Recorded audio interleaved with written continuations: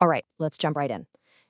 When we think about global conflict, our minds usually go to armies, tanks, borders, that kind of thing. But what if the most powerful weapon in the world wasn't a missile, but a map? Today, we're talking about the world's most critical maritime choke points. These are basically narrow sea lanes that act as the arteries for the entire global economy.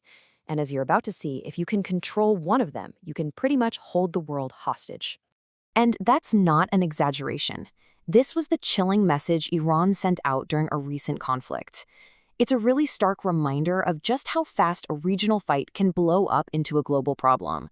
By threatening the Strait of Hormuz, Iran was basically telling every other country on Earth, hey, your economy, it's on the front line now too. And this number is exactly why that threat carries so much weight. 20%. Just let that sink in for a second. 1/5 of the entire planet's energy supply sails right through this one tiny sliver of water.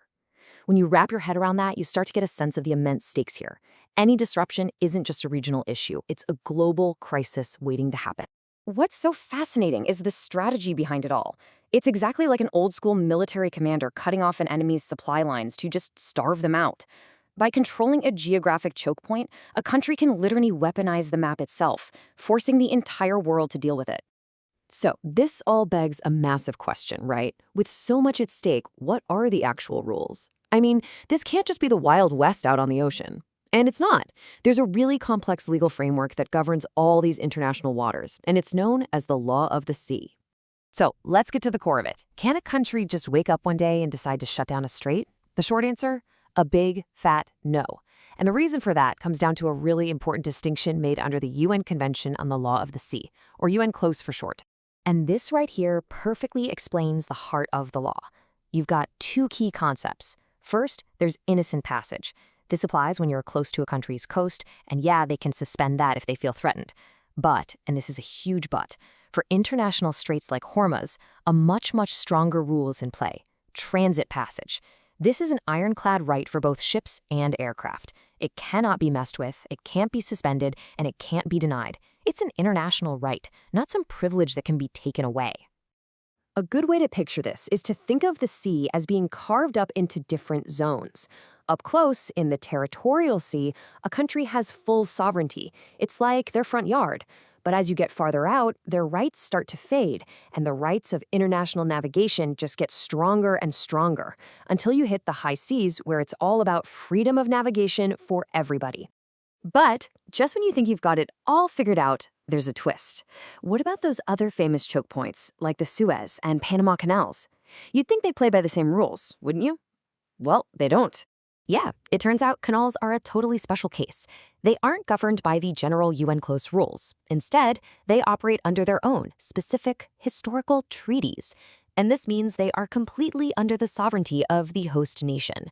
So Egypt and Panama can regulate traffic, they can manage security, and here's the really big difference: they can charge tolls for passage. That's something that is absolutely illegal in an international street. Okay, so now that we know the rules, let's get back to the crisis in the Strait of Hormuz. Iran, facing all this international pressure, knew that its physical location, its geography, was its single most powerful trump card. It was a way to basically export the crisis to the rest of the world. But this kind of strategy is a huge gamble. And that brings us to this key concept: the mutual strategic chokehold. It's a classic double-edged sword. When you close a strait, you're not just cutting off your enemies, you're cutting off yourself too. And this chart just lays it out perfectly. I mean, yeah, the world needs Hormuz for oil, no doubt. But look at that other slice of the pie. Iran is critically dependent on that very same strait for a massive chunk of its own essential imports. We're talking machinery for their industries, grain to feed their population, even vital medicines. So while a blockade would make global oil prices go nuts, it could also spark a really severe crisis right inside Iran itself. And the danger doesn't just stop at Hormuz. One of the big warnings is that this kind of instability has a ripple effect. A fight in Hormuz could easily spill over and threaten the Bab el-Mandeb Strait, which is the gateway to the Suez Canal. It's like a line of dominoes just waiting for the first one to fall. All of this really points to a much bigger strategic shift. We kind of have to zoom out and look at the whole region. The Indian Ocean, which for a long time was seen as sort of a secondary player, has now become the new grand chessboard for 21st century geopolitics. About 100 years ago, a famous theory said that world power came from controlling the huge Eurasian landmass. But today, that idea has been completely flipped on its head. Power now flows from controlling the sea lanes that carry all our energy and trade. The Indian Ocean has become this neo-pivot area, where controlling the water directly translates to having power on land. And the amount of traffic moving through here is just staggering. Every single day, you've got over 60 million barrels of oil, the lifeblood of the global economy, passing through these waters. That's on top of a mind-boggling amount of global trade. The sheer volume makes the Indian Ocean one of the most valuable and, you guessed it, one of the most contested strategic spaces on the planet. And this ocean is home to the world's most important pressure valves. We've been talking about Hormuz and Bab el-Mandeb, but you've also got the Strait of Malacca, which carries something like 70% of all of China's seaborne trade. If any one of these gets blocked, it could easily trigger a worldwide economic meltdown. So when you see all these pressure points laid out, the vulnerability of our whole global system feels, well, very real. So given how fragile things are, what's the path forward? How do we de-risk these absolutely vital arteries? The focus really has to shift toward building more resilient global lifelines before a crisis hits. And there's a pretty clear 4-step plan for how to do this. First, strengthen alliances. We're already seeing groups like the Quad and AUKUS focus on this. Second, uphold the law. That means the big powers need to constantly and publicly reinforce that transit passage is non-negotiable. Third, and this one is so important, build redundancy. We're talking about real investment in things like alternative pipelines and land corridors, so we're not so reliant on a single point of failure.